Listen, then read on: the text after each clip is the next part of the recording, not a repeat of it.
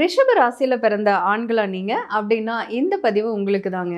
அதாவது ரிஷப ராசியில இருக்கக்கூடிய ஆண்கள் தங்களுடைய விதி அமைப்பு என்ன அப்படிங்கிறத முழுமையா தெரிஞ்சுக்கிட்டாலும், அல்லது ஒரு பெண்ணிற்கு அவங்களுடைய குடும்பத்தில ஒரு ரிஷபத்தில ஒரு ஆண் இருக்காரு அப்படின்னா, அவர முழுமையா புரிஞ்சுக்கிட்டாங்க அப்படின்னா, அந்த ஒரு வாழ்க்கை திருப்தியா, நிறைவா, சந்தோஷகரமா இருக்கும்.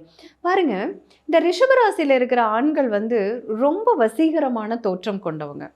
ஸோ இவங்க சின்ன ஒரு குட்டி பையனா இருந்தாலும் சரி, வயசான பெரியவரா இருந்தாலும் சரிங்க, இவங்களுக்கு மக்கள் மத்தியில ஒரு பெரும் செல்வாக்கு, ஒரு ஈர்ப்பு, எல்லாத்தையும் ஈர்க்கக்கூடிய ஒரு வல்லமை இயற்கையாகவே இவங்களுக்கு இருக்கும். ஸோ அதனால வந்து பார்த்தீங்க அப்படின்னா, இவங்கள சுத்தி எப்பவுமே ஒரு மக்கள் கூட்டம் அப்படிங்கிறது இருந்துகிட்டு தான் இருக்கும்.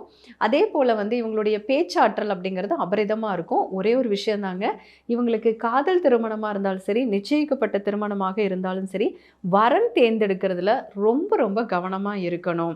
இது எதனால, ஏன் இப்படி சொல்றேன் அப்படிங்கிறதுக்கான முழுமையான வீடியோ வந்து கீழ டிஸ்கிரிப்ஷன்ல கொடுத்துருக்கேன். பாருங்க.